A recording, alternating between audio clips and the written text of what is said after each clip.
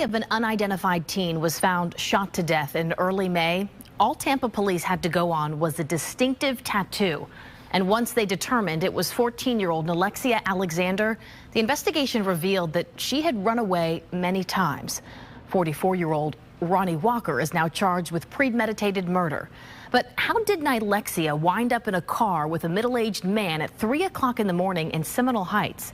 Part of the answer, as Fox 13's Evan Axelbank found, may be rooted in Nilexia's obsession with finding her roots. Even at 14, she was such a pretty girl. Look how beautiful she was. Nilexia Alexander had perfected the art of transformation. Dog lover, makeup, social media, confidence only a teenager could have. But who was she? And this was adoption day.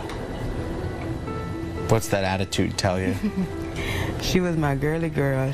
Nilexia was 4 when Ashley Alexander decided it was time to adopt the girl. She had fostered for 2 years. And before that, how many foster mothers did she have? 5.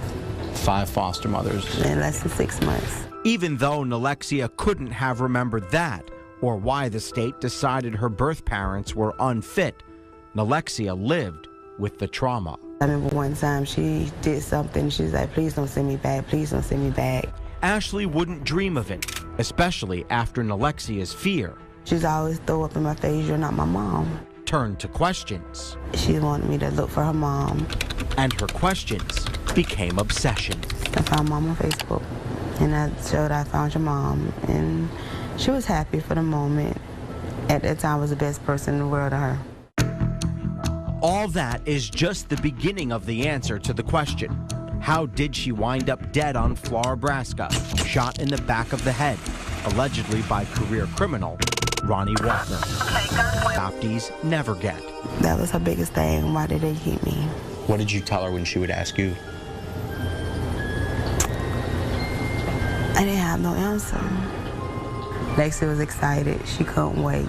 They agreed to meet at the Chili's in Brandon at 7 o'clock. What time do you start looking at your watch? And by the time I looked down, it was 7:20. So what was Nilexia doing while you were waiting? Looking at the door, looking out the window, wondering, is that my mom? And I kept telling them that's not her. Hour passed. It's 8 o'clock. Nilexia asked her mom to call. And I'm like, baby, she's not answering. Which I didn't call. I messaged her and said she's not answering. She's like, Mom, can you please keep trying? And I'm like, baby, she's not coming. Things got even worse for Nilexia. She began running away, having tantrums, and showing anger towards her adoptive mother.